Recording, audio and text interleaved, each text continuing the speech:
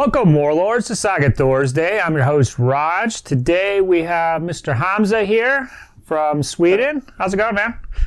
Hello, it's going fine. How are you? Good, I'm good. So, yeah, we're going to be talking some Last Romans here, and I appreciate your efforts to make this happen. You're at your workplace right now. Some illicit recording on the down low. No internet at home. Went through a couple different cables, a couple different computers, and we're making it happen one way or the other. So definitely appreciate your efforts there. And you did the version 1 Byzantine board review. And so I thought I would have you back to chat about the Last Roman and see how they're getting on with version 2. And so, how have they been going? Have you been playing the Last Romans for version 2, or do you have other warbands that you've kind of mixed it out with? That's the only army I play, basically. I have other armies as well, but the Romans are the only ones I played games with. And I played a couple of games, one tournament, the Belgian melee, which was very nice. I think that was there was a lot of games. I don't know if it was 6 or 8, and then some practice games for that. And so I'm not as confident as the last time because then I played them a lot. But I think I can still, have something interesting to say. Yeah, absolutely. So this is the warband that I've been playing recently. So between the two of us, we should be able to provide some good info, some interesting insights for sure. And all right, well, let's just get into it with the faction rules, the choices. The Warlord is mounted on horseback. There's no option there. But otherwise, you have a slew of options, which is one of the things that drew me to the army initially. So for Hearth guards, they can be on horseback, like a melee version. There can be a horseback armed with composite bows. And then you have the Varangians, who are on foot and armed with heavy weapons, and you can only have 1 unit of those guys. So you have 3 different kinds of Hearth guard, which is pretty cool. And then for the warriors, they can have bows, which is cool. Don't actually see that option too often. And then you can just have your regular shield guys. And then for levies, you can have javelins or a staff sling, which is cool. I don't know. It's basically a sling in the rules. So. Yeah, a sling on the end of a stick. Is that what I'm picturing a staff sling to be? And it's kind of interesting. So it just counts as a bow for the rules, except there's an ability that only affects bows. And it has been clarified that the intent is that it would just be for the warriors with bows and not the levies with slings. So yeah, we've got a little mix of everything going on here, which is pretty cool. And so as we go into these abilities here, I mean, I usually take a little bit of everything. Is that kind of what you end up doing? Yeah, 2 points of Hearth guard, 3 points of warriors, and 1 point of levy is what I usually play. Okay, well, that's exactly what I use. My Hearth guard are mounted, and they're in 1 unit, just the melee mounted guys. My warriors, I split into a unit of 4 with bows, a unit of 9 with bows, and then I think that leaves 11 warriors just with like a spear and shield. And then I have javelin levies split into 2 units of 6. So how are you differing there? So how many Saga dice do you get there when you start? 7? That's 7 to start with, yeah. Okay. I tend to keep the Hearth guard in 1 big unit. I usually run the Varangians on foot or the close combat mounted Hearth guard. The Varangians on foot are one of my favorite units on this battle board. We will go into that later, I think. Why? Yeah.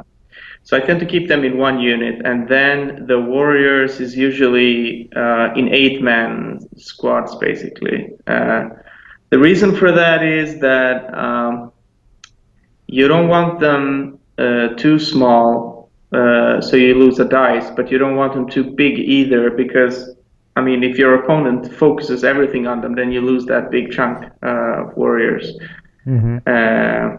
So I use like 2 points of shield and spear warriors and 1 point of bowmen, and then I use levy slingers, which are pretty good. Okay, cool. Yeah, a little extra range, Yeah. but a little more stationary as compared. But I could see once you get into like a piece of terrain or something, you can just hunker down in there. Where the javelin guys, maybe not so. The thing with the javelins is that because of the FAQ, you kind of have to be. You don't get the move and shoot anymore, so that's a thing to think about. Yeah, well, you get to move and shoot once per turn. Yeah. So, yeah. But I don't know. For me, it hasn't really come into play for the last Romans board as compared to some of the other boards that have abilities that can activate units for multiple movements. The Romans board does have a multi-activation thing, but it's for shooting, so they would benefit from that. So you could do a move and shoot with their normal, and then you can still do the massed volley as compared to some of those war bands where they were activated by these movements, and all these movements gave them additional shooting on top of it. So it's not quite the same way for the last Romans. So I don't think they were hurt as badly. I mean, obviously there's still times when you'd like to be able to move and shoot multiple times, but it's just not going to happen. They're pretty good. The Javelin Levy are pretty good because of their higher defense to shooting, so they're a good block unit. I would definitely, in some games, change my bow warriors to Javelin Levy, so I have 2 points of Levy, because they are pretty good. But it's not easy to activate things on this board as it used to be before, so you kind of have to... Yeah, I mean, if you don't get the right things for activation, it can be a bit tricky to move them around. Okay, I totally agree with that. Use some turns where it feels like you can't do much, just the way that the dice came up, more so maybe than other factions. So why don't we get into the board and start doing this thing right now. So up top, we got the usual stuff. One thing was the last time in version 1, I think the warriors were activated with a common and an uncommon for some fun little reason, but it's reverted to the usual way for everybody else. So it's just uncommon and a rare. And I have to say, I wish they were still activated with uncommon dice as an option, because I found myself having uncommons that aren't really useful for me in other places, so it would be nice. But yeah, so usual stuff up top, and I'm just going to get right into that first ability, Defense. Yes. This is an activation reaction using an uncommon dice. Trigger after an enemy is activated to shoot, but before the attack is resolved, you choose who they shoot at, and it must be one of your units within range and line of sight of at least half the shooting unit's models. So it's not just one guy, it has to be half the models. So a couple limitations there. And interesting ability, so it doesn't stop the shooting or actually make you any more resilient to the shooting. But if you could, the best situation I think would be they're shooting at your mounted Hearth guard, and then you use this to redirect that into the levies, hunkering down in some hard terrain. So that's like the dream scenario, I think, for this particular ability. And after playing quite a few games, I can't say I've run into that scenario. And I don't actually really think I've used this probably once. There's just not too many shooting armies. I mean, there's more than there used to be, I'd say, but just don't really get too much mileage out of this one. Any thoughts on your end? I think it's pretty good against the Norman archers, where they double their range. Yes. They can do that once. So what you can do is since they usually can fire across the entire board, you can just let them fire at these warriors in what's it called, some hard terrain or whatever, and they just waste their dice basically to do it. Usually you can catch people off guard sometimes with this, especially if they're running like javelin armies and they don't play the last romance or haven't seen what they can do. So you can sometimes, when they have like a big javelin levy unit and it's so big so it can reach multiple units, and with this ability you can try to switch the target maybe once per game, but then they'll kind of learn what you're up to, and then it won't be so effective anymore. Mm-hmm. Yeah, so your instances there of where it's useful, I think, illustrate kind of the problem with it too, is that in Saga you're typically not going to be in range of more than one. The ranges are so short. If you have javelins, you're only going to be in range of what you want to shoot at. And the reason the Normans have that weakness because they can double the range and usually hit almost your entire warband. So yeah, it's definitely handy against those guys. Basically just kind of nullify that shooting attack, but yeah, it's okay. I also think that people who play Irish seem to put like a big block of slinger levy in a wood, and they kind of just shoot outside of it, and you can foil at least one of those activations with this, so that they pick up more fatigue or whatever. So I'm not saying it's a great ability, but sometimes, I mean, if you're playing like 5 games on a tournament, I think like once or twice. Might come up corner case, so that's fine. All right, you want to move down to Indirect Fire? I think that one's a little more useful. Yes, so it's an activation ability that only works on a unit armed with bows. So that's only your warriors. This doesn't work with composite bows or slings. So what you do is you activate the unit to shoot, and during this attack, all of the figures that are shooting count as having line of sight. Yeah. So either by your units are blocking the target, or the enemy is blocking the target, or there's like a hill or a forest that blocks the target, you can still use this. Yeah, it's pretty. Yeah, go ahead. Yeah, and that's what it does. I was just gonna go into when I use it. I usually put like a block of. I have like a spearman warriors in front, and then I have like an 8-man warrior archer unit behind. And since we talked about you get these uncommons and you don't have anything to do with them, I think just getting an activation off with this is okay. Yeah. Yeah, good in that instance you describe. I would play similarly. Usually my spear guys are hanging out next to my archer fellows. Great for shooting through a woods.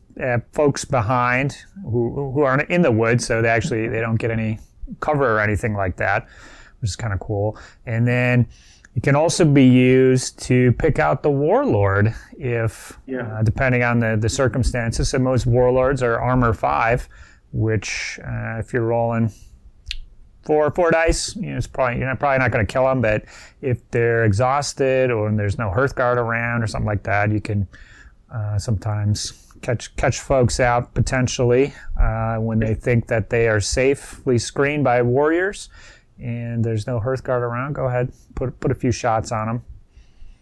It's especially good if they're mounted, because then their armor against shooting is only 4. So then you can get maybe, if you're lucky, maybe 3 hits, which is good.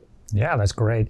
And then you also mentioned that it uses the uncommon. So sometimes I'll use it on this ability to activate my warriors for a shooting. Using the common, not even taking that ability into account, just shooting something they could normally shoot, just because I got that uncommon and there's nothing else to do with it. So cool. That's right. Yes, and let's move down to massed volley. So this is the one that our enemies fear. If anything, I don't know how much they fear this sport. But one of the better abilities that we have. So it's two common dice, and activate all your foot units with ranged weapons to shoot. So one thing I want to point out is that it does activate all units, whether you want to or not. But if you don't have a valid target, it's a canceled activation, so you won't get a fatigue or something if that's your second. But if there is an eligible target, you have to take the shots and activate the unit. So good ability. Obviously, more shooting units you have, the better. So in my list, if I can swing it, I might have 2 levies, a unit of 9 bows, and a unit of 4 bows that hopefully all have something to shoot at. And so you're getting 4 activations for 2 dice, which is pretty good. That's kind of unusual, though. Usually you're just getting 3 activations for 2 dice. And if you don't have more than 2 units, you're probably not really going to get much out of this. One thing is you can use it to activate your levies for shooting, just using common dice, where normally levies would need an uncommon or a rare to activate, period. So another way you can kind of work around the limitations of the dice on the activation side of things. Yeah, I don't use this one very much because, like you said, I only have 2 shooting units, so it's yeah, if you have, I think a unit of bows and a unit of levy, you're not going to be getting much out of this. So the way that I split things up, I am able to use it, and it's just early game really, because once a couple units are depleted, you're not really going to be getting much out of this at all if a couple of those units are destroyed. So if you build your army around it, it could be a good ability, but usually it's going to take you quite a few dice to get everybody moved up and in range. And if you have lots of units, they're probably not too big, so maybe not be so effective here. So, okay, yeah, it's all right ability for sure. But my opponents, they hate it in those first few turns when everything's coming down on them. So I think that's why it sticks out in their craw so much. Okay. Why don't you pop down to Disordering Volley here? Sure. So it's a melee ability. Gain 2 defense dice, 4 defense dice if your unit has ranged weapons and is at least 6 figures. So this is for a common dice, and if you get 4 dice, it's obviously pretty good.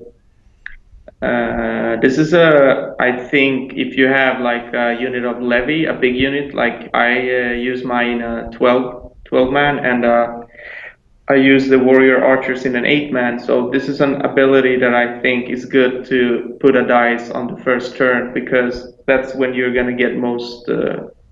If somebody's wants to get into close combat, this is a good ability to have a dice on in the first turns.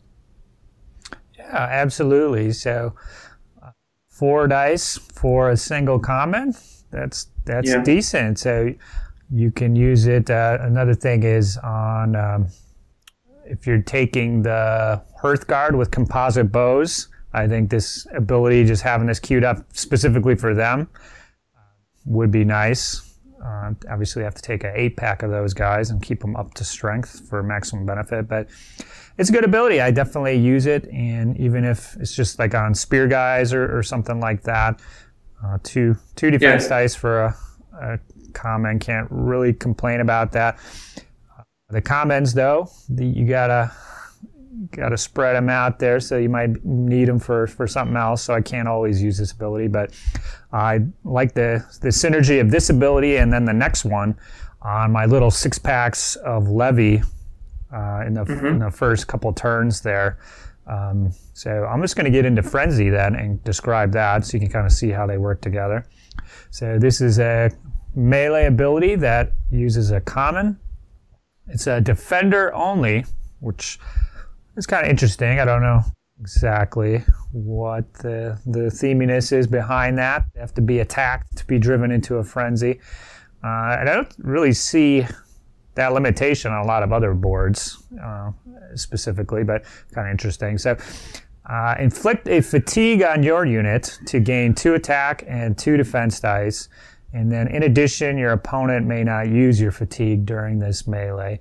So they won't be able to use that fatigue. And then if you already had some fatigue, then they are prevented from using that. So kind of two uses here. Obviously, taking a fatigue for your own unit, never super fun, but if we go back to my levy example, they can be kind of thorny little unit that first combat that they get into, because I can pop Frenzy, Disordering Volley, and I'm going to get double my attack dice from 2 to 4, you know, do some damage there for sure. But then I get 6 defense dice, so they're probably gonna live through whatever comes at them, and then at least you know you're gonna have a little unit that you can use later of 1 to 2 or 3 guys that you could use to throw some fatigue on a unit later in the game, or something by engaging in melee or just getting in the way or something like that. So I use his ability a lot. I don't think it's great, but it's what we have. Yeah, it's what we have. As you describe, I totally agree with that. You get 4 attack and defense, and sometimes stopping them from using that fatigue kind of makes up for gaining a fatigue. Now the issue is that we don't have a mechanism to shunt fatigue other than the standard rest. So sometimes, you know, when my Hearth Guard or Warlord gets built up, it can be, you know, it takes multiple turns to clear them out, and if I have to use Frenzy on them in the meantime, you know, it's like you're kind of going back into the hole when you're trying to I would be very careful with using Frenzy on a Warlord, because you're basically you're in if your opponent can get into multiple combats, you can really hose yourself if you do this. Mm-hmm. So I would be very careful with putting another fatigue on him. Yeah, basically just a wound for him. But and I don't like using it on the Hearth Guard either. I don't want them exhausted. But the little crappy levy units, or if you know you're probably going to die anyways, you know, might as well use the Frenzy. Yeah, another thing is like Anglo-Danes, you have to watch out, and other factions which can do stuff with your fatigue. And I mean, they don't use the fatigue, but then they get like bonuses if you have fatigue. So you have to be careful about stuff like that. You have to check on their board if they have something before you just put the dice here. Otherwise, you can't really use it. Mm-hmm. Okay. Yeah. Okay. Ability. Way to get some dice. Yeah. And if you don't care about the fatigue, then it is pretty good. 4 dice for a common again. Not too shabby. You want to pop down to Protect there, Hamza? Yeah, sure. So Protect is similar to Defense. However, this one, instead of changing shooting, instead of redirecting a shooting attack, you're redirecting a charge. And as before, the unit that you're redirecting towards has to the enemy has to be able to reach a model there. So it's a thing where you just redirect the charge basically into something less juicy or whatever. I think these the abilities Protect and Defense are especially good with some of the mercenary options that we're maybe going to talk about later. Yes. So like Defense, it doesn't increase your defensiveness against the attack itself, and they're really, you know, between all your units, I mean, obviously if you can redirect somebody from your archers into your warriors, you know, your melee warriors, that, you know, that's good, but there isn't anything super powerful or defensive about your warriors that you know, makes it, you know, such a tricky ploy to use, because usually the opponent's board is loaded up, and you know, they're going to kick somebody's ass. So I guess being able to choose whose ass is going to be kicked, there's some power there, but you know. I haven't been able to use this outside of mercenaries. I don't think I'll use this ability so much, to be honest. Yeah, so with the mercenaries, I can think of three mercenary units offhand that can basically shut down that attack, most likely, or weather it. Yeah. And then there's a couple other corner cases as well, but just within the Byzantine, the last Roman troop selection, there isn't anything great. So if you can, you can potentially route people into the woods or cover or something like that. But the problem is they're going to know that you have this on here, and it's pretty easy to maneuver. The same thing with the shooting is you're only typically going to be in range of one unit anyways that you want to charge, and it's easy enough to plan against it. Yeah, maybe sometimes with your warlord or something, they can't. I think they have to go against multiples. But yeah, go ahead. I think that it's more difficult for cavalry to avoid this ability than it is for foot troops, because the reason is that they have to charge in a straight line, so the opponent can't just like opportunity. He has to plan a bit beforehand, and this throws another spanner in his in his plans, basically. So I think against the cavalry heavy army, this is a bit more useful than against foot sluggers, who can basically maneuver around because of the long charges and so on. So I think we will talk more about our army composition later on, but I think that cavalry is a lot more trickier to play than it used to be. Because of the new movement rules. Mm-hmm. Yeah, so that's a fair point about the cav. It's the same thing with the Norman shooting, because they can shoot everything. That ability is actually useful. So with the cav, they can charge usually 3 or 4 units at a time. So you'll be able to choose that. It's too bad that you won't be able to get them into cover typically, because those charges, they need to be within short or something like that of the woods to draw them in. But that would be like the most awesome scenario you could think of, if you could draw some heavy cav into a marsh with your levy at some point by using protect. That could be cool, but yeah, not likely. The thing with this ability is that you can gain it by just placing your pieces on the board in a better way. Basically, I mean, you can, if you don't want things charged, and just put them behind something else, right? You don't have to.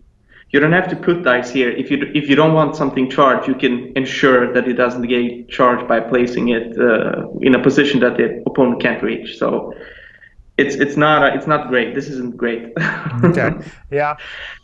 So that said, I usually, in the first turn or two, when you have a bunch of dice and you're not necessarily doing much with it, I will put a die on protect, and usually it does come in handy at some point, because there's often those. Well, one thing is just having the dice there will make your opponent move differently if they're trying to avoid it. So it might make them do an extra move at some point. That could potentially help you out if they're going to move out of range of some other unit to make sure they hit the one that they want.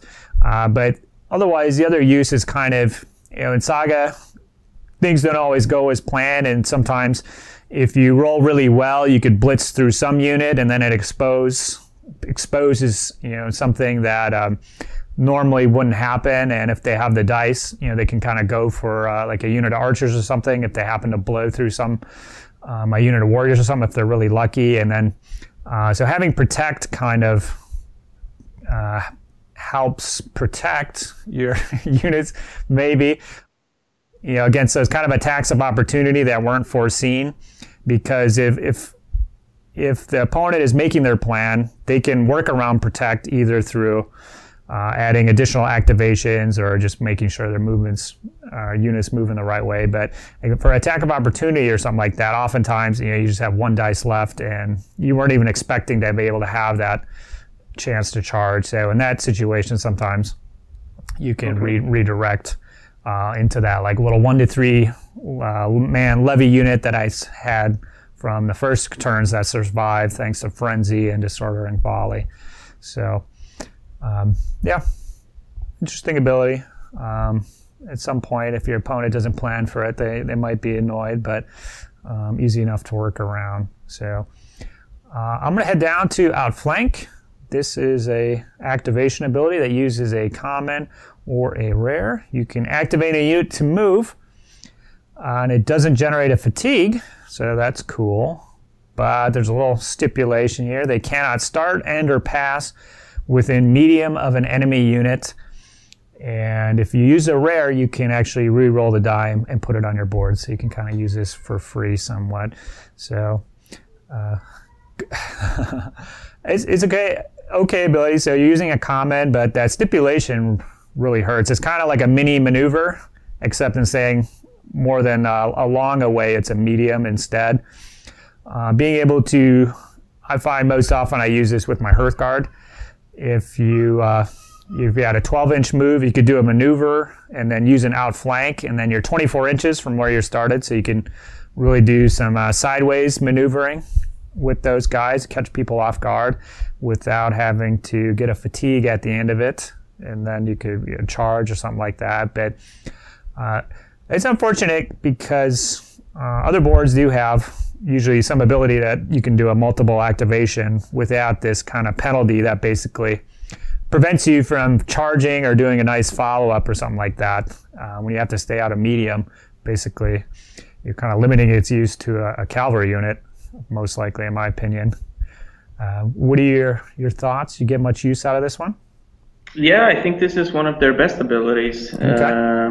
The reason is for I mean, we're basically, I mean, if we're going into scenario play, I mean, I've played like the old scenarios with the new rules, and in those situations, you need to like get units into position really fast, and especially like armor 3 units, they don't like to end up in a place where they have fatigue, because then they will just explode if anything charges them, right? Mm-hmm.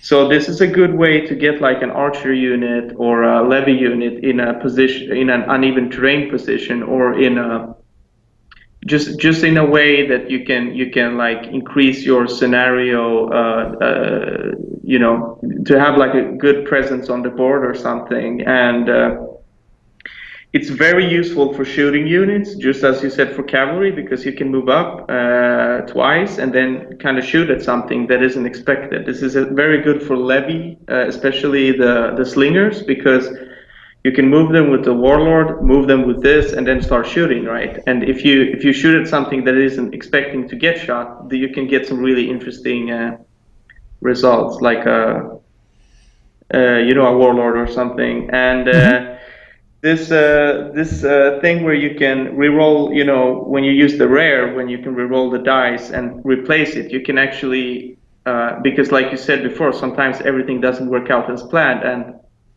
as you've moved your units around, there's some combat that went much better than you thought. So you kind of spend the outflank and then put this dice on another activation. Maybe there's like a lane for your Hearth guard or something, and you can just do a lot of unexpected things with this ability that I enjoy very much. So I think it's fairly decent. It's not good for just like killing people. I mean, sure, it helps with the shooting and the Hearth guard, but just moving around in scenarios, moving through terrain especially, sometimes that can be very annoying, that you have to spend like 3 activations to get out from a field or whatever. So I have to say I like it. Okay, cool.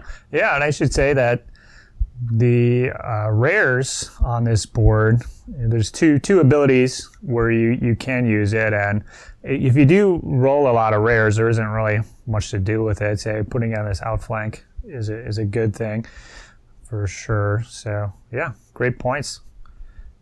I'm going to move up to Kantos. This is a mounted Hearth guard only melee ability. And so you can use it on your melee Hearth guard or your shooting Hearth guard. It takes 2 commons. You're going to roll a die for each figure in your unit. For each roll of a 4 or more, the enemy must discard one of their attack or defense dice. So this is Kantos was an ability on the old board, so this is very similar. They did make it a little better. You have to be a base contact, but now it's just every guy in the unit. So between you and me, you may not be able to use this if you're using Varangians, but I do use the mounted Hearth guard, and I have to say I haven't really used this ability a whole lot. So on average, if you have 8 guys, you're going to roll 4 4s, so you can knock 4 attack or defense dice off the other unit. So the issue is it has to do with timing and everything. So if they don't have any defense dice, you can't really use it for their defense dice that are going to come later. They either have the defense dice at the time you use it, or they don't. So most often you're going to be using it to just knock down some of their attack dice, which could be good if you're using the mounted Hearth guard with composite bows. You want to keep them alive. This might be an ability to use more often, but more often than not, I'd rather have more attack dice or use one of the other abilities on this board for 2 dice. And I could roll. I hate 4 pluses because I usually roll out of 8. I'll probably get 2, so that's all I can plan on is knocking down 2 attack dice. But you could get lucky, get 6 or 7 potentially. But I don't know. What are your thoughts here, buddy? I think this is some kind of ability that I just can't think of an example right now, but there are some boards that kind of farm attack dice or farm defense dice. I think the Scots are like that they gain defense dice and then they can turn those defense dice into some kind of other dice and stuff like that. Mm-hmm. I think it's to take care of those kind of things, because just in like regular combats, it's not good. I mean, this is way too expensive to just maybe have a chance of removing 4 or more, whatever. Mm-hmm. But I mean, if you're playing an opponent that kind of have some kind of shenanigans with defense or attack dice, and removing those at certain point in the melee can be very useful. I just can't think of an example right now, but I think the Scott, I don't have their battle board here, but I think they have some shenanigans they can play with attack dice or defense dice. Okay, yeah, that's a really good point there, where just in a standard combat, this really isn't going to do too much for you, but if they have those abilities where they can kind of, it's like a force multiplier, where the more attack dice, they're going to get a commensurately larger benefit, which I believe, there are abilities out there. Just can't think of one right now. Potentially that could be useful, but it's a really, really specific to that one kind of unit and takes two common dice. So, I haven't.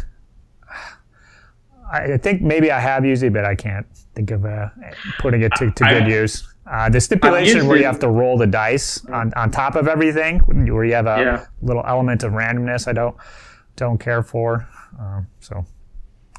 If it was like take half of your units and then roll 2+, I would enjoy that much more than 4+, because 4+ is just too swingy. It's you can get like 1 or 2, and you can get.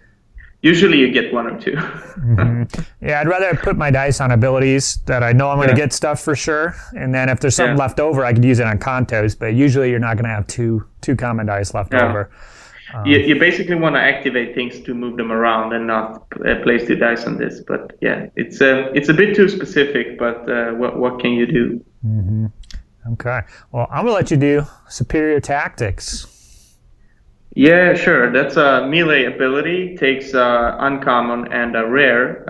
So you gain 1 attack dice and 1 defense dice. And if you use the rare, you get 2 attack dice and 2 defense dice. And then you can gain 1 extra attack or defense dice. So you either end up with, if you use an uncommon, you get 2 attack and 1 defense, or 2 defense and 1 attack.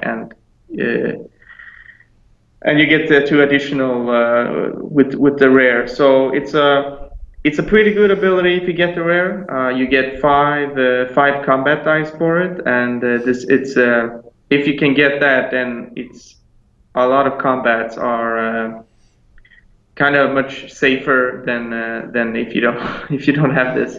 So this is where I put my uncommons, and this is where I put my rares. If I assume there's going to be fighting in this or my opponent's turn. Yeah, absolutely. This is one of the abilities I pretty much use every turn on here, and I usually about half the time will put the rare there. Strategos, you could get more dice. You need a comment for that one, which we'll get into, but sometimes you you get more bang for your buck out of superior tactics and just having Yeah. the rare on this one instead.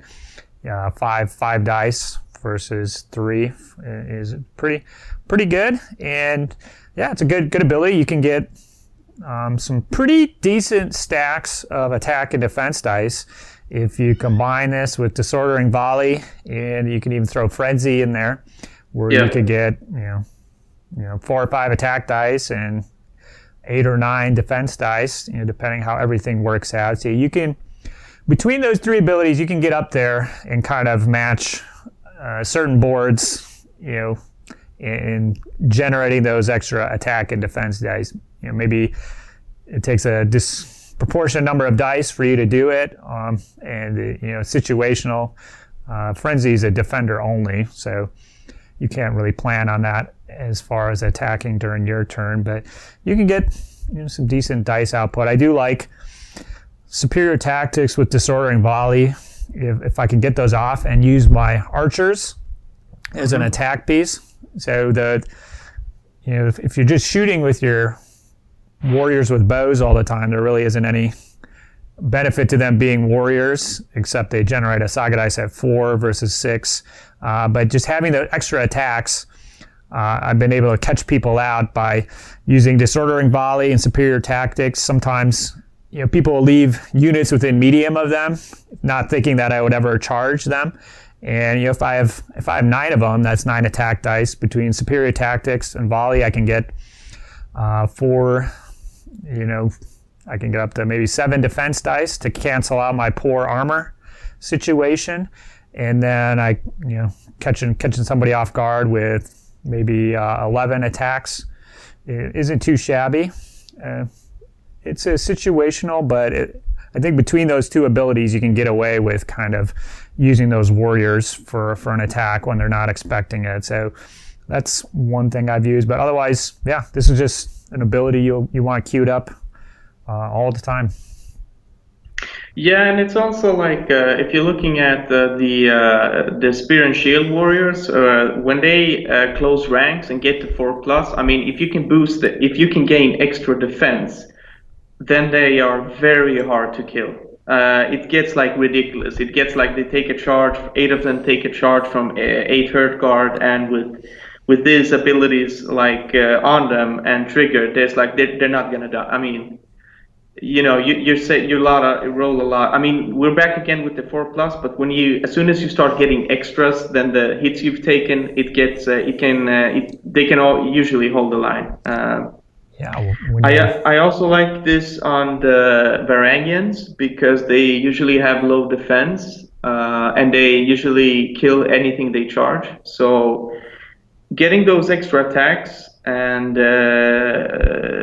especially the extra defense from the Disordering Volley and superior tactics means that they can usually fight 2 combats. So they fight 1 combat, fatigue everything, and then fight another. And this can take people off guard. I've done it a lot of times where they hit something near a warlord and then they attack the warlord and then they take both of those units out, and then my opponent is kind of out of the game. Mm-hmm. Or they flunk and do nothing and I lose. But that can happen, and you usually have the odds on your side. But I mean, combats are in Saga what they are, so you never know. What's going to happen? But they with the heavy weapons, they can charge. They can move up and charge because it doesn't matter if the opponent kind of raises their armor or whatever. And with extra defenses, if he starts hitting on you, you have good saves.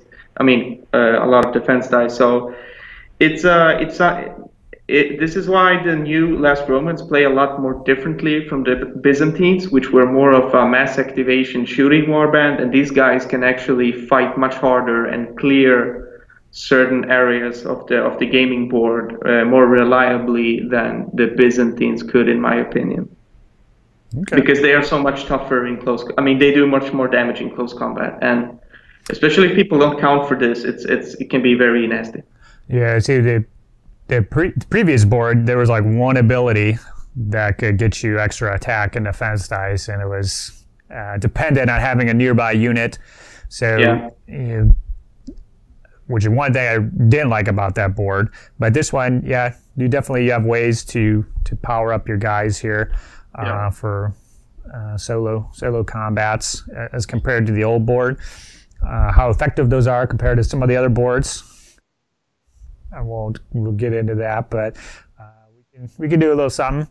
And so I'm going to get into Strategos, our last ability here. Now this ability is pretty interesting. There's a lot of nuance we could get into, but Strategos is an orders reaction ability, so you can use it on your turn or their turn.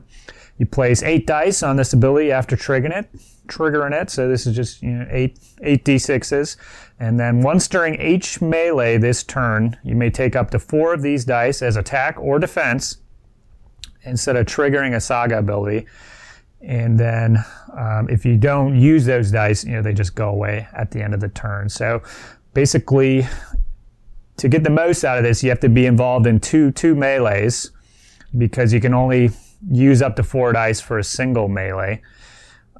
So we can already see that could be stacking pretty well with superior tactics. Disordering volley, you could really get an insane number of defense dice, or go for attack. Now, the kind of interesting nuance about this is it's very clear that it's not triggering a Saga ability, which means you can use this on your mercenaries that you bring in. So I think that's deliberate as a way, the Romans are known for mercenaries and stuff like that. So it's very deliberate, and the fact kind of adds another reinforcement of that interpretation.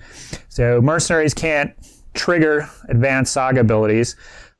These attack dice are basically in lieu of triggering it. So you could use attack or defense to boost these merc units and maybe get a little extra mileage out of them compared to some of the other factions, because normally you can't really soup them up. But it's decent. Having up to 4 attack or defense isn't going to make or break those merc units necessarily, but being able to kind of work them into your board, I think, is pretty cool. Yeah, this ability, I use it fairly regularly. It takes 2 dice. The thing is, you have to get 2 combats in to get the most out of it. So, sometimes just the way things are set up, and if you're on attack or something, that you're only going to fight once in your turn or something like that. So in that case, I go to superior tactics, which I think we kind of touched on before. But yeah, it's pretty decent ability for sure. What are your thoughts here? Yeah, I mean, if you can get like your warlord in and another unit, this can be pretty useful. That's the way I look at it. And sometimes there are those turns where you roll like 1 million rares. So happens maybe every 2 games or something, maybe every 3 games, and then sure you can get this on. But I usually don't go on this one first. But I mean, if I get a turn where I get a lot of rares, and I know. Or I know they're going to be 2 more combats, then of course I prefer this one to superior tactics. Yeah, this is 8 dice, right? And superior tactics and disordering volley is 7 dice if you get the rare and the common. So that's the thing to keep in mind. And also the bad thing about this one is you either take 4 attack or 4 defense. You can't mix, the way I read it. Correct. Yeah, I agree that is the case as well. So sometimes you want a bit of both, and you can't. Yeah. So you need to kind of decide: is it better to use superior tactics and disordering volley or Strategos? And usually, if there are multiple combats, then the answer is yes. But yeah. And like you said, the mercenaries can use this, especially the fighty ones like the shield maidens and the well, there are some others. I think we'll touch on those. I was taking a look at those as we went through, but yeah, Strategos I like better on top of superior tactics and disordering volley to max out those dice and get exactly what I want. It is taking 4 of your dice. Frequently, I'll queue those up and then use Distorting volley, superior tactics on my turn, then save Strategos for their turn, or vice versa. So I got a little dice for both turns. But how do you? I mean, if you can do all those three, I mean, you don't have any dice for activations. I mean, how do you? We got the Warlord and the mounted Hearth Guard. I mean, you're gonna have the shooting advantage most likely. So they're gonna be, depending on the scenario, they should be coming towards you. So it should be, at least closing the distance on their activations to allow you to use more of your dice to soup your stuff up. But and then another thing is that Strategos uses a common, which I almost wish they used an uncommon, because if we look at the board and we look at our uncommon defense or uncommon dice, it's defense, protect, which are corner cases. Indirect fire can only be used by a single unit, so you may or may not be able to use that one. Superior tactics uses it, but you'd almost use a rare if you had it in most situations. So you have these uncommon dice that you don't have anything to do with. So if this would have been uncommon, I think it would have actually worked out better, because you need those helmets for distorting volley, frenzy, and activating your warriors. If you're shooting, you need multiple shooting activations. And so in the early game, I find I can use my uncommons to activate my levy troops. So having multiples there isn't really hindering me. But then towards the middle or late game, I just have all these uncommons that can be frustrating when you just want to be able to shoot a couple times or get distorting volley and frenzy queued up or something like that. So within that board, I find kind of the internal balance I wish was a little bit different. Any thoughts there? Do you find yourself in a similar boat? I find sometimes that you get a bit more of those uncommons, but I usually not so much. That, I mean, you put one on the Indirect Fire and one on the levies, and then you basically are done with those. I mean, I find myself getting more commons than uncommons, but some turns, if you get like 5 uncommons, then you have basically nothing you can do. Well, I've had multiple. This happened multiple times at Saga Storm, so it might be sticking out to me. But I'll just get like 1 common, and then the rest uncommons or something. So I need to like rest my warriors and then do a charge or something. So I need 2, and then like I'll find I just won't be able to do that because I just rolled a bunch of uncommons. That sucks. Something that's sticking out to me from playing the board a lot. And I think Outflank maybe should have had the uncommon as well. That would have been nice. Yeah, if you could use all 3, that would be pretty tasty. So, okay. Well, we've discussed the board in general, and I think after using it a lot, we're not particularly too impressed with that. As power level, if you can't tell, but it's fun. A lot of power. I think it's. What do you think? Actually, I don't think it's that bad, especially since the nerf to javelins, where they don't kind of like pepper you to death immediately, and also the nerd gales, as I call them, also were toned down a little, where their warriors and their levy especially can't just kill everything in your army. So I don't think few different boards who agree with that. I don't think this is like I rate them higher than they were before, and I think that they are, as a defensive warband, pretty good. The only thing is that you need some kind of plan to. I mean, when you're playing a defensive warband, you need to have some kind of plan to get into position quickly, and then to. What are you going to do with the fatigue? I mean, you're going to get fatigue. What's the situation there? And if you can manage that, then I don't think these guys are so easy to crack, because they can easily win like the shooting game. You have to come forward to them because they're going to pepper you with the levy and the archers. And once you get in there, they have all these defensive abilities that kind of just drain your energy, and then they hit you with a counterattack with like Varangians or Mounted Herd Guard or whatever. That's really painful. So especially when you use something like Varangians, they don't need bonuses to just like blow something up. Exactly. So, yeah, I'm in a similar kind of boat with you. You kind of bring them in and kind of wear them down, and then you counterattack with. So for me, it's the Mounted Hearth Guard, but the problem with Strategos, superior attack. There's some potential there to get some more attack dice, but more often than not, you're using those defensively or saving them for something else. So I feel that the strength of the board, kind of the mixed arms, and then kind of that counterattack is just from wise use of fatigue and leaving it on the enemy. So I feel like the Romans, you're just playing, just your Saga basics, multiple activations, timely, and saving the fatigue for the right time. It's not because of working around. No, it's not that. One particular ability to make it happen, but it's just like playing solid, a solid game of Saga where you're stacking stuff in your favor, and there's not like one ability that's going to crack it for you. It's just getting your units in the right place at the right time, because you can take basically all the units that exist. You can almost take all of those, and you might have one or two of each, and getting the right unit in the right place. With some of these abilities, it can be powerful, and it's just because there's kind of fundamentals, I think, that make the board strong.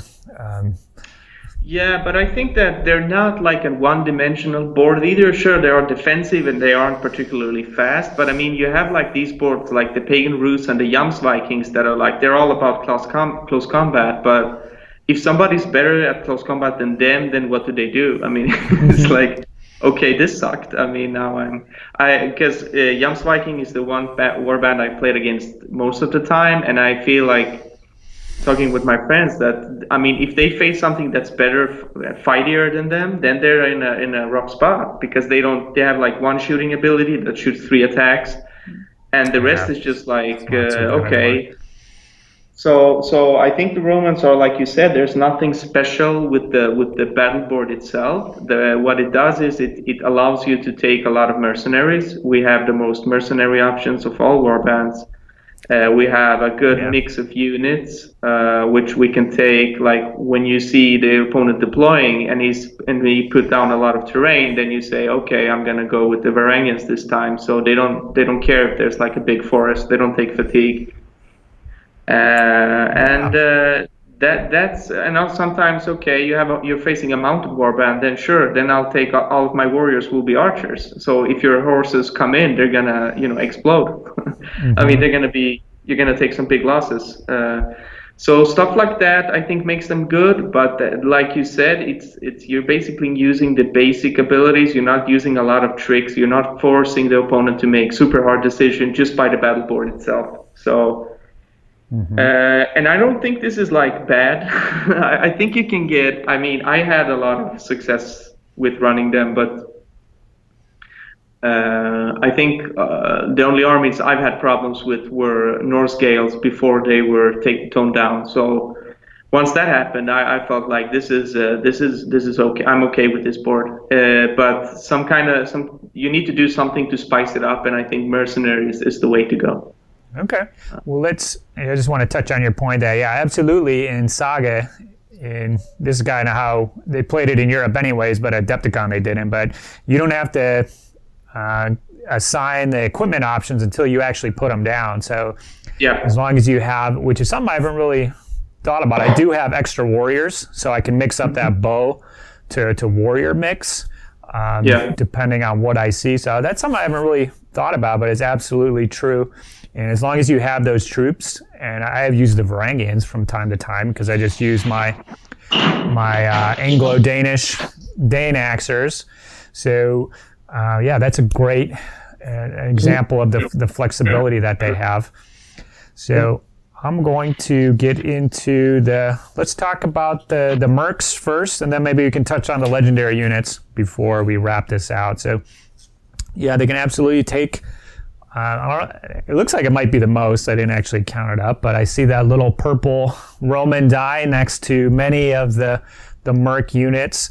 So I kind of made a note of a few that jump out at me. And the first one I just want to touch on is the Vagrant Warriors. So these guys, the reason you would use them is they can, they're all about fatigue, and you can transfer fatigue between units at the start of their turn if they're within very short. And then if they have more fatigue, you know, it's like a little better for them. And when they use the enemy's fatigue, they get a little bonus. But since there's nothing on the board itself to get rid of fatigue or do any shenanigans with it, that just having the Vagrant Warriors could be something that could be a little fun for you. Yeah. I haven't checked those out actually. The only ones I'm kind of interested in looking is either the Flemish or what are those called? The Shield Maidens are kind of interesting. The rest are a bit, they don't seem as interesting. Yeah. Well, we can get into the Flemish then. So these guys are pretty awesome, and we had a comment. I posted some feedback, looking for feedback on the Saga Facebook group about people's thoughts, and one fella basically used almost my similar list, but instead of warriors on foot, he used the Flemish mercenaries, which I thought was awesome. So these guys, they're armor 5 against melee and shooting, and they count as being in heavy cover when they are being targeted by a shooting attack or the target of a charge. So they can always close ranks on 4s, and then they can reroll defense dice on top of it. So these guys are pretty awesome. So they're similar to what I was using anyways. Their one downside is their move is short, but if the enemy's coming to you anyways, it's not going to be a big deal. And so obviously with Strategos and adding another 4 defense dice on top of what they're generating there, you could be a super tough nut to crack. Yeah, and especially with the protect and defense, you can redirect towards them because you don't activate them. You just point them out as a unit. So that's another good ability. Mm-hmm. So yeah, protect. We said these abilities don't actually make you any tougher, but if you can redirect it into these guys, they're pretty damn tough. I'm actually, I don't know, I think I might need to put an order in Gripping Beast here. But I think was it Fireforge or Conquest games, just using kind of Norman infantry guys would be close enough to use these Flemish guys. So those guys are cool. I like the Shield Maidens as well. If you could get them more attacks, it's even better because they can reroll attack or defense dice when they're going up against people with better armor. And then someone with lower armor, they get a +1 to attack and defense. So if they're facing someone with the same armor, it's no good, but lower or higher is better. And adding some more dice with Strategos just makes them even better. Yeah, I agree. And just having, these guys would make an excellent counter for if you didn't want to use Varangians or the Mount of Hearth Guard. Unit of 6 Shield Maidens could be pretty awesome. They count as being in light cover always, which is pretty cool. They're durable. Mm-hmm. The other units I was thinking of were the Bretons Cavalry and the Steppe Nomads. They're kind of similar in what they do. They add some more shooting to your list. Raj, I think I have to change location. Should we continue from there? It takes like 5 minutes for me to just change the place. Is that cool? Oh yeah, absolutely. All right, we had some technical difficulties there, but you had to evacuate the premises. Some co-workers or something showed up. You've evacuated the area, and now we're ready to talk some more Saga again. So where we left off was talking about some mercenaries. So again, the Steppe Nomads and Bretons, I think, fulfill kind of a similar role. The Bretons, I think I like them a little better. Their harassment ability is really cool. If somebody takes a casualty from a shooting attack from them, they suffer a fatigue. So that would be really good to hammer them up with some Shield Maidens or Hearth Guard, Varangians, what have you afterwards. But the reason I thought they were similar is the Steppe Nomads have an ability that they can discard their attack dice for defense dice, and the Bretons can just outright take 2 fatigues to cancel the opponent's attack dice as long as they aren't fatigued. But I figured with Strategos and adding more defense dice to the Steppe Nomads, it kind of does the same thing where you kind of just shut down a combat. So to bring it back to protect, so you could send somebody into these guys and just shut down one combat. You know, so it's another way of using the mercenary kind of synergy. And the protect doesn't make you any better, but you can send them into Flemish to shut them down, or maybe the Bretons or the Steppe Nomads if you have Strategos to kind of reliably shut down a charge, as long as they're doing their movement, stuff like that. Yeah, and I see our Jarl Sigvaldi, of course. He's an option for the Romans as well. Yeah, he's making a name for himself across the Viking world. He has been fact, so he's been toned down a little bit, but he's a good hammer unit. Do you know that I'm not sure what the fact on him is, but does he still gain like 2 Fury tokens in the beginning of the turn, or no? That's what the change is. He doesn't automatically generate them at the start of his turn. So that tones him down quite a lot. Yeah, but so having him could be good depending on how many Fury tokens you want to use. You could also, I think, use defense to make units shoot him, because if he gets targeted by shooting attacks, he will gain a Fury token that way. So maybe it might be worth it. But after I never really took a close look at these mercs, but now I'm pretty pumped to pick up some of these guys, because the thing too is you pick up some Breton Cav, then you're already you're 1/6 of the way to a Norman army, right? That's the dangers with Saga. You always have like half an army of something else, and then you're like, oh, maybe I can get a few of these. And have you seen, should we also get into like what kind of miniatures you wanted to use? I know you said for Flemish you could use like Normans. I want to props the footsore miniature Normans. They have like a new line which looks really, really good. They're very proportionally sculpted. The horses are a bit thin, but the infantry looks very solid. Cool. They also make shield maidens, but those are more in the kind of realistic side of things. So they're they're just like, they look a bit like dudes with long hair. Sure. For shield maidens, brother Vinny's models, they have the sword, axe, and I think they have spear ones now. I think you can buy like the entire unit from Stronghold Terrain if you're buying in Europe. He's put together an entire unit like of six of them with all of the special options. Tough to find. Yeah, there's one of them with a huge axe. That looks really awesome. So that would make if I pick those up, that would be my Valkyrie, the one with the huge axe. Very cool. So.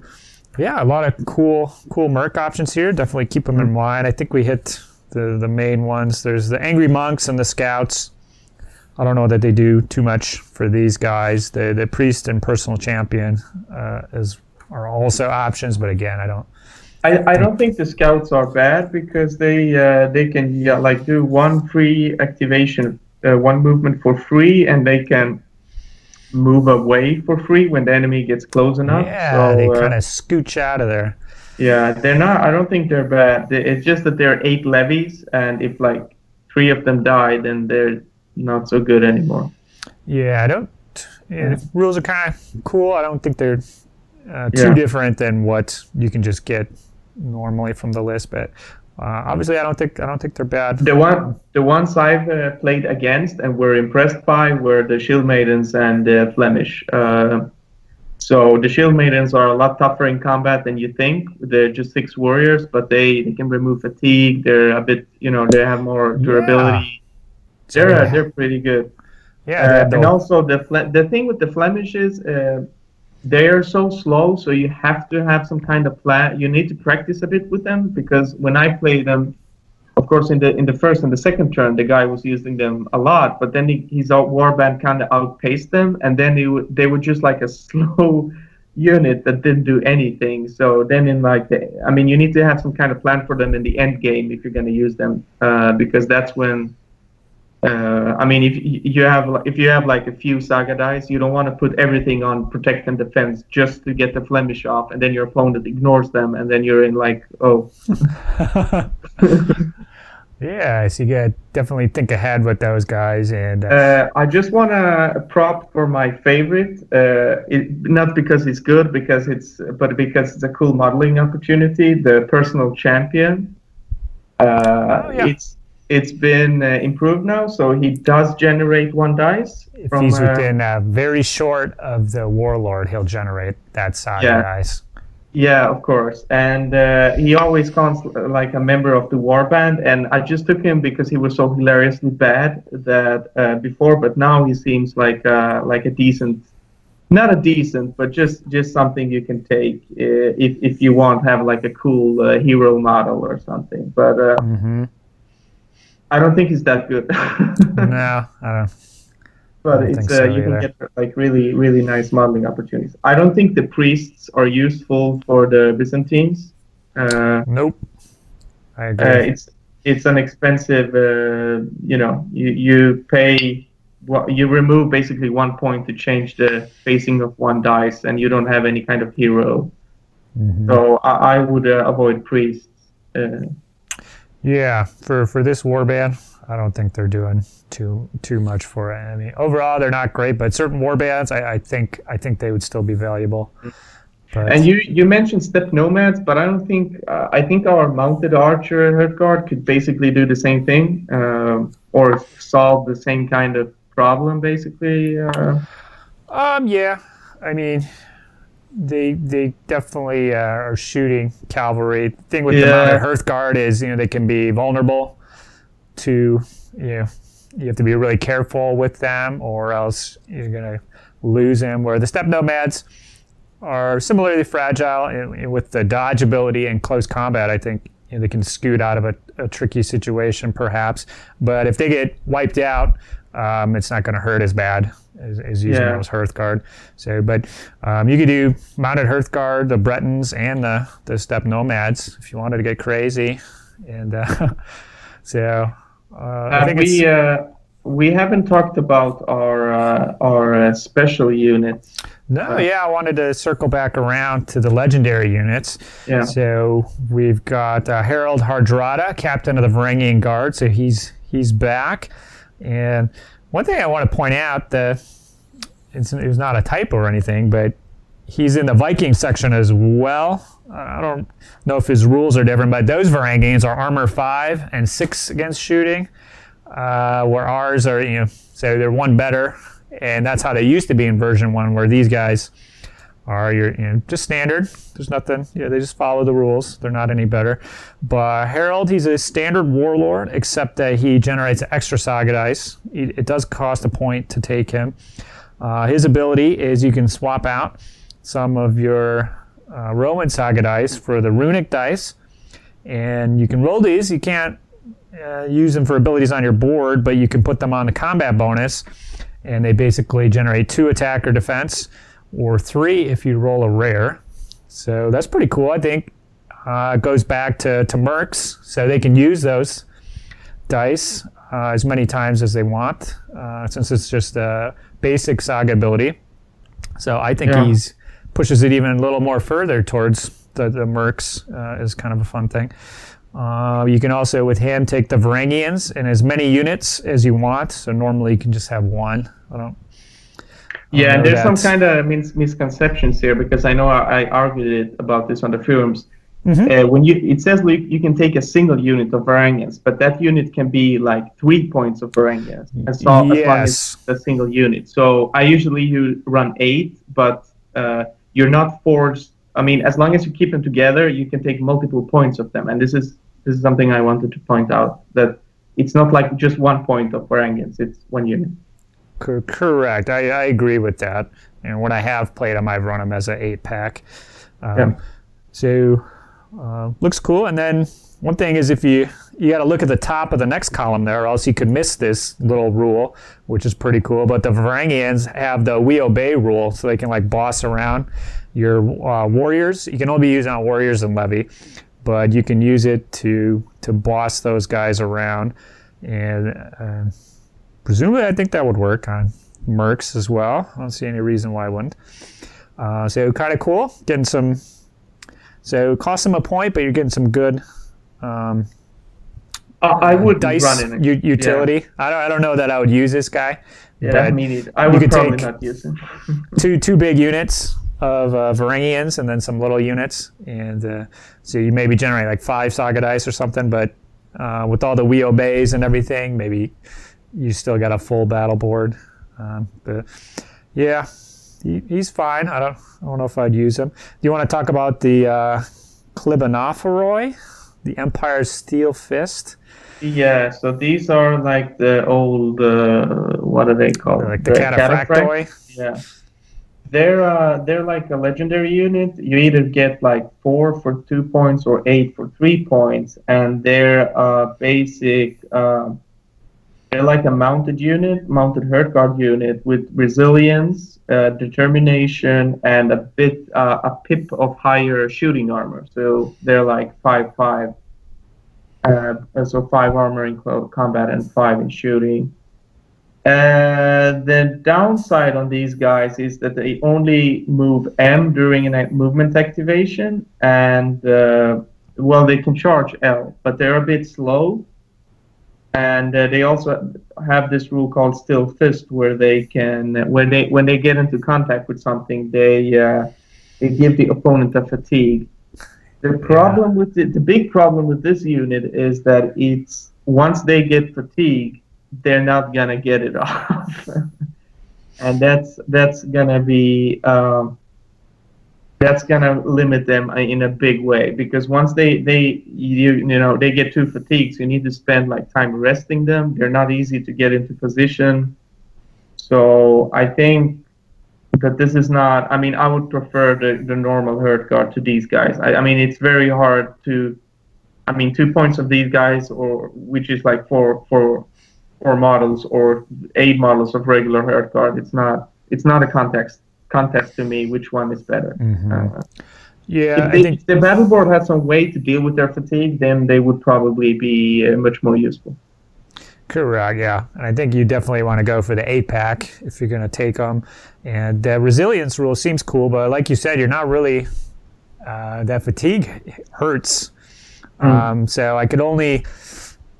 I think it might only be useful against maybe some early shooting or something like that, where you could just absorb 1 hit, and then the next turn you can just rest and then continue on your way. So they could potentially be really tough to eliminate from shooting, unlike most horse guys. But like you said, I do like that generating fatigue ability. Seems pretty cool. Could be fine. I think for bigger games, like 8 points or something like that, it'd make more sense using these guys. But the idea is cool. The V&V miniatures, love them. Yeah, they're pretty nice.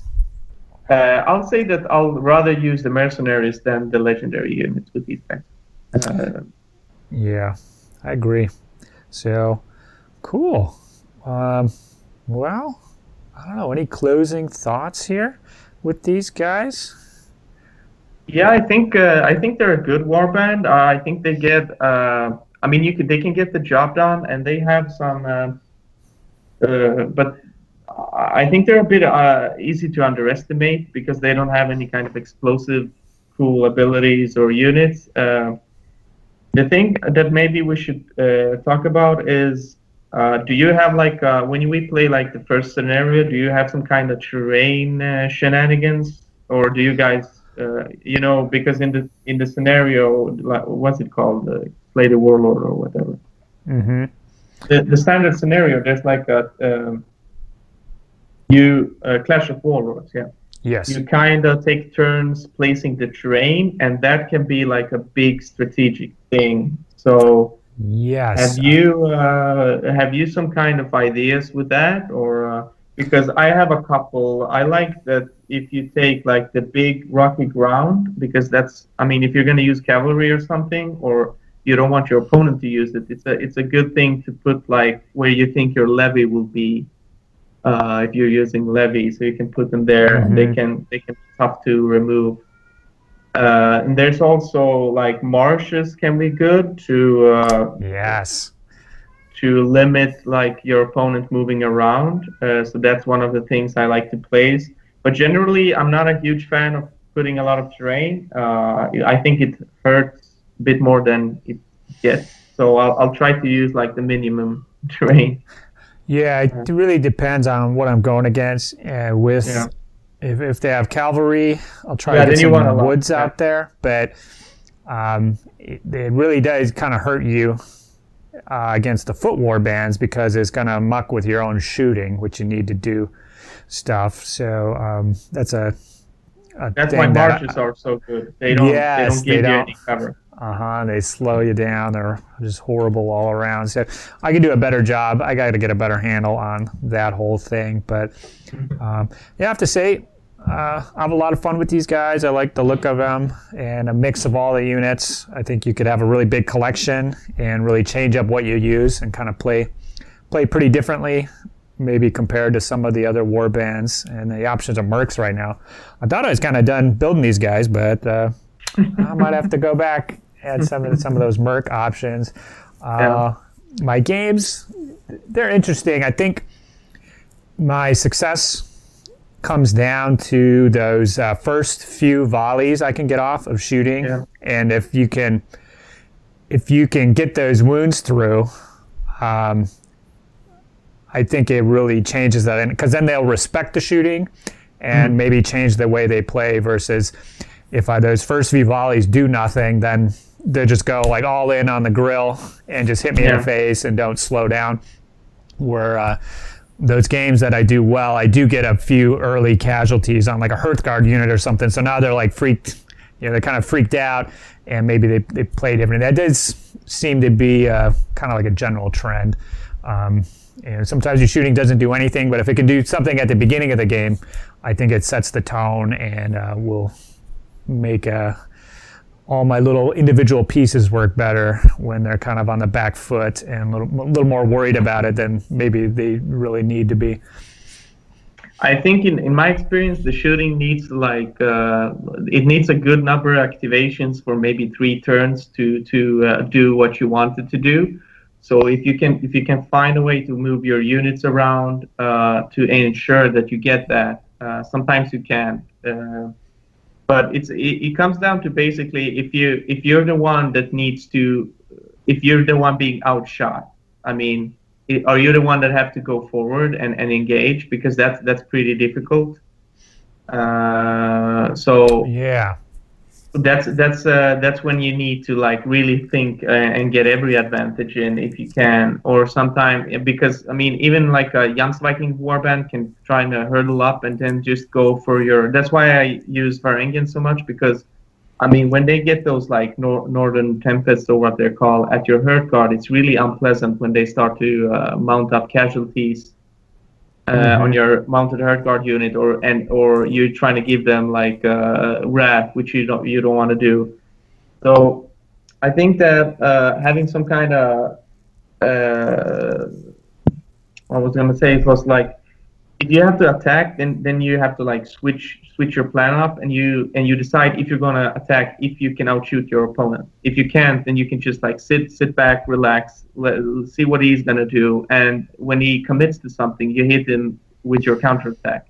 It's much more difficult to be the one where you have to take charge of the situation. And the way I usually do that is I trying to get like shooting superiority on one flank, so that he has to move a bit, and then I can kind of engage. But it's not that those games are the toughest, I think, when I have to get to my opponent's side. And like I said, my counterattack consists of these Varangians, and sometimes you don't roll those 3+. Sometimes you don't roll 3+. I mean, and if you don't do that, and your opponent does, then it's they should be able to like take down a warrior unit with the fatigue, an 8-man warrior unit, but sometimes they don't. Sometimes they don't. And then you're kind of, you have to like, okay, then my next fighting unit is my warlord. Can I use him? Because the warlord gets very powerful at the end game, and with stuff like superior tactics, he's a very strong piece.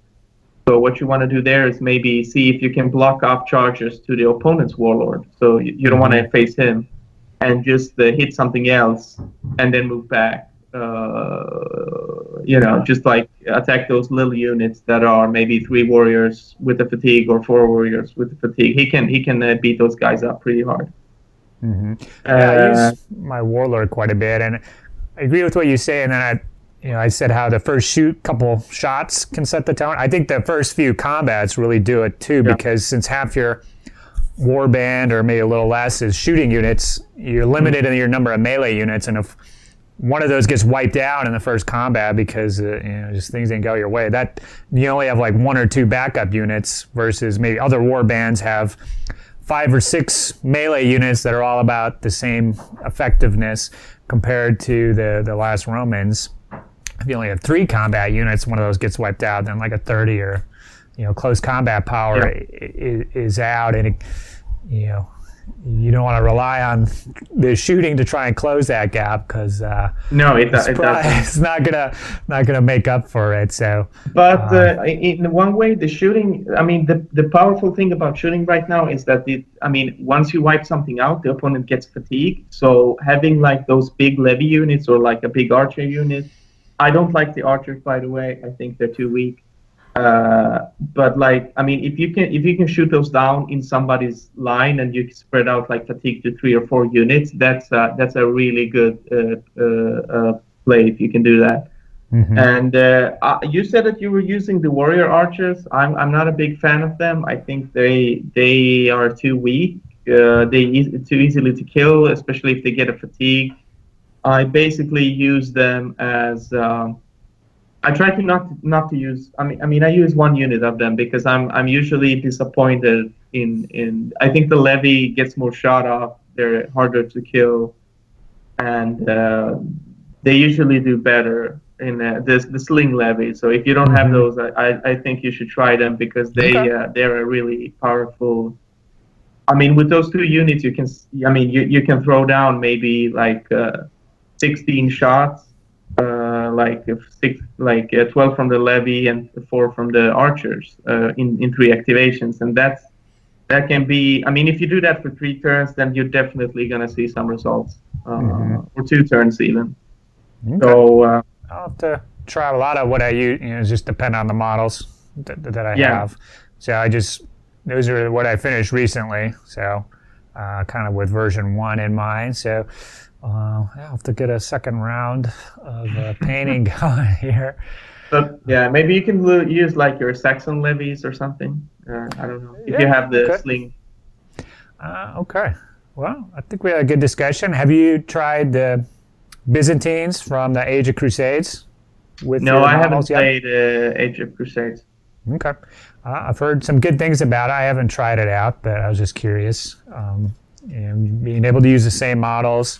And it seems like the books can be played against each other. They say that it's not designed that way, but we haven't really seen any issues in our local area. But so presumably you would have the option between that board and this board. The only thing I can say about the Byzantines and the Crusade is that they seem to have. They'll have like mounted guys and levies. That's like what they're working with. It's all levy, yeah. Yeah, and I don't think you can clear somebody out with levies, right? If we're gonna play scenarios in the future that's like sacred ground and stuff like that, and somebody puts like 12 warriors with abilities, and you're not gonna clear them out with just levies. It's not. I don't see it happening.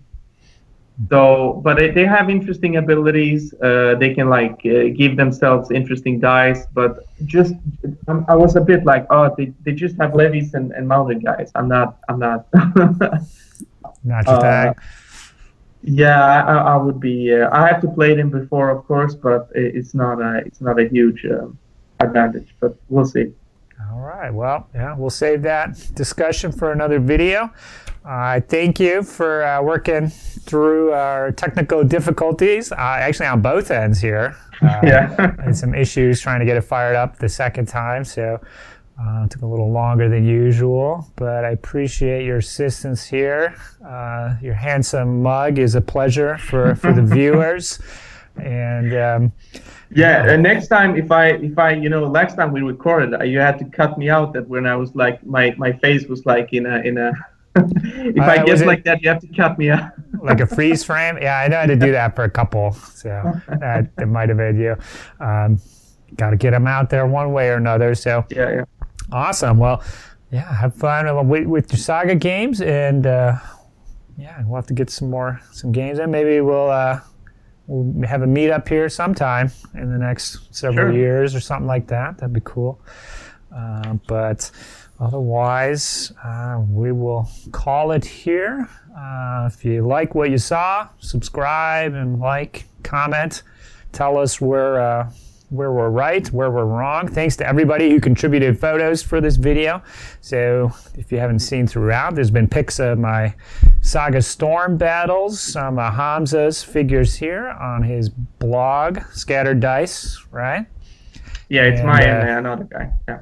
Yeah, then some other folks who contributed pics as well, Monty and some fellas from the Saga Facebook group. So I'm going to have a link to where you can find more of those pics below, but otherwise, I think that's where we're going to call it for here. So thanks again, and we'll catch you guys next time. Bye-bye. All right. Saga!